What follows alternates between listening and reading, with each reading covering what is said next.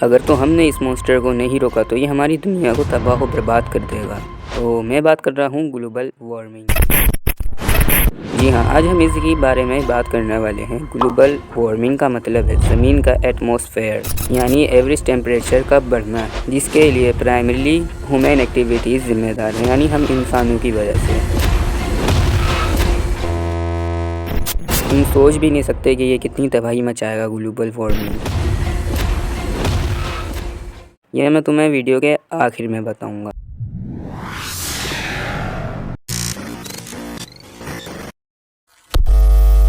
تو پہلے دیکھتے ہیں گلوبل وارمنگ کی سب میں جو بڑی وجہ ہے وہ کیا ہے۔ اس کی سب میں بڑی وجہ گرین ہاؤس گیس ایمیشنز ہے۔ جب ہم کوئلہ، تیل، نیچرل گیس جلاتے ہیں جس سے بجلی پیدا کرنے، گاڑیاں چلانے اور فیکٹری میں، تو کاربن ڈائی آکسائڈ CO2 اور دوسری گیسز ہوا میں چلی جاتی ہیں۔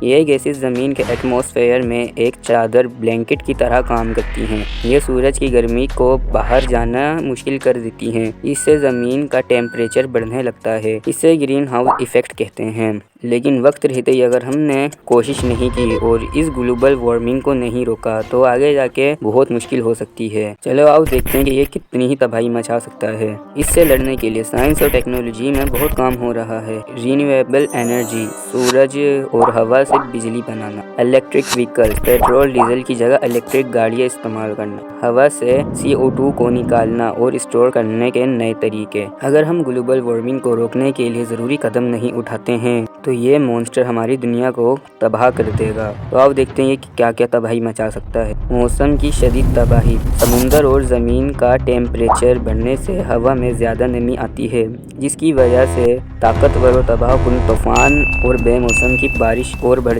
جائیں گی۔ کئی علاقوں میں بہت لمبا سوکھا پڑے گا جس سے کھیتی باڑی کو نقصان ہوگا۔ گرمی کی لہریں اتنی لمبی اور شدید ہوں گی کہ انسان اور جانور کا رہنا مشکل ہو جائے گا۔ اگر گرین لینڈ اور انٹارکٹیکا کی برف پگھلتی رہی تو سمندر کا لیول اتنا بڑھ جائے گا کہ دنیا کے کئی شہر جو سمندر کے پاس ہیں جیسے ممبئی، ڈھاکہ یا نیو یارک ڈوبنے کے خطرے میں آ جائیں گے۔ میرین لائف کو نقصان، سمندر زیادہ CO2 جذب کر کے تیزابی ایسیڈک ہوتا جا رہا ہے۔ اس سے مچھلیوں اور خاص کر کے وہاں کی زندگی کو خطرہ ہے۔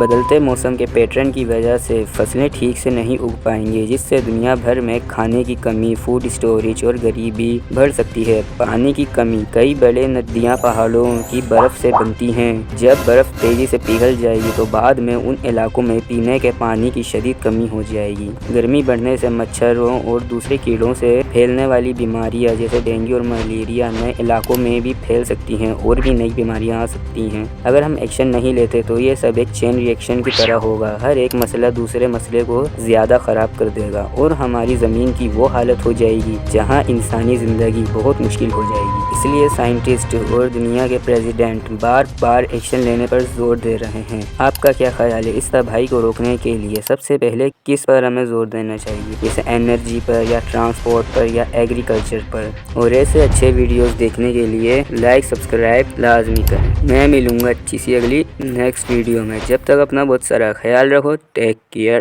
بائے۔